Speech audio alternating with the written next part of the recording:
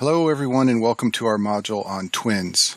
In twins, there is one pregnancy that produces two babies, and there are two general subtypes of twin pregnancies. Some pregnancies produce what's known as dizygotic twins. Like the name implies, this means there are two separate zygotes. This happens because two separate ova were released and fertilized by two separate sperm.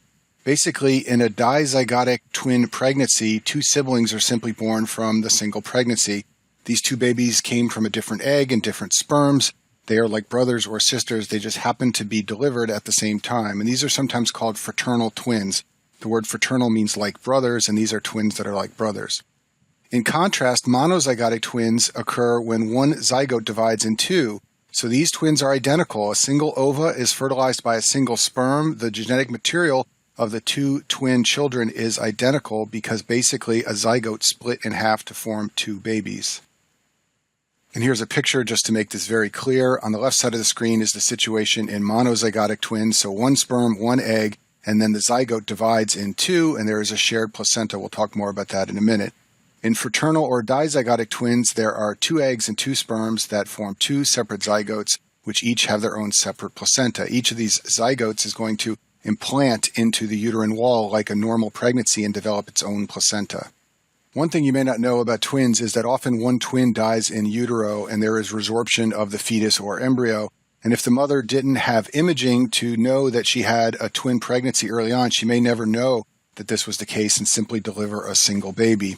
In addition, you should know that when there are more fetuses in the womb, the pregnancy becomes shorter. So a single fetus pregnancy is about 40 weeks.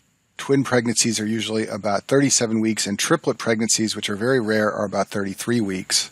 As I mentioned before, you can think of dizygotic twins as simply two pregnancies that happen to occur at the same time. Each baby will develop the same way a baby develops normally. So each baby will have its own amnion and chorion. These pregnancies are called dichorionic, diamniotic. In addition, each baby will implant in the uterus and develop its own placenta, so there will be two separate placentas. And this type of twin pregnancy is very common in mothers who use in vitro fertilization. Via IVF, often two eggs are released at the same time, and that can result in dizygotic twins. Monozygotic twin pregnancies are a little bit different. In these pregnancies, there may be a single shared placenta for both babies. In addition, each baby may have its own amnion and chorion, or they may share an amnion and chorion. It all depends on when the zygote divides. Remember that in a monozygotic twin pregnancy, a single egg is fertilized by a single sperm. Remember that fertilization takes place in the fallopian tubes, and then the zygote moves down toward the uterus.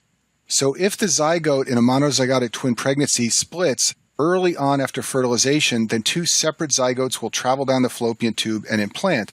This will be a situation very similar to what you have with fraternal twins. You can get two separate placentas, each with its own amnion and chorion. On the other hand, if the zygote divides later on, say after the zygote has moved down the fallopian tube and reached the uterus, then you can get a situation where the two babies are sharing a placenta and even sometimes sharing an amnion and a chorion. The way this works is if the zygote divides in the first 1 to 3 days after fertilization, you will have a situation very similar to a dizygotic twin pregnancy. You may have two placentas, or the placentas may fuse together into one, but you will definitely have two chorions and two amnions. So each baby will have its own chorionic membrane and its own amniotic membrane. If the zygote divides in days 4 through 8, at this point, the developing zygote has entered the blastocyst stage and the chorion is under development. So you are going to get a pregnancy with a single chorionic membrane that contains two amniotic membranes, each with its own baby. This is called a monochorionic diamniotic pregnancy. If the zygote divides later at days 9 to 12, at this point, the zygote has implanted in the wall of the uterus, and the chorion and amnion are both under development. So when this happens, you're going to get a monochorionic, monoamniotic pregnancy. There's going to be one chorion, one amnion, and the two babies will be inside. And it's very rare, but if the zygote divides at day 13 plus, you will still have a monochorionic, monoamniotic pregnancy, but at this point, parts of the body are beginning to form. So this is how you can get conjoined twins who are sharing arms or legs or other parts of the body. And here's a picture just to make this more clear. Cleavage of the zygote in days 1 to 3, this leads to a dichorionic, diamniotic pregnancy. Cleavage in days 4 to 8 occurs when the embryo is in the blastocyst stage. This leads to one chorion but two amnions. If cleavage occurs in days 8 to 13, you now have an implanted blastocyst in the wall of the uterus. This will lead to a monochorionic, monoamniotic pregnancy. And then, as I said before, cleavage beyond day 13 is when you've begun to form the embryonic disc, and this will result in conjoined twins.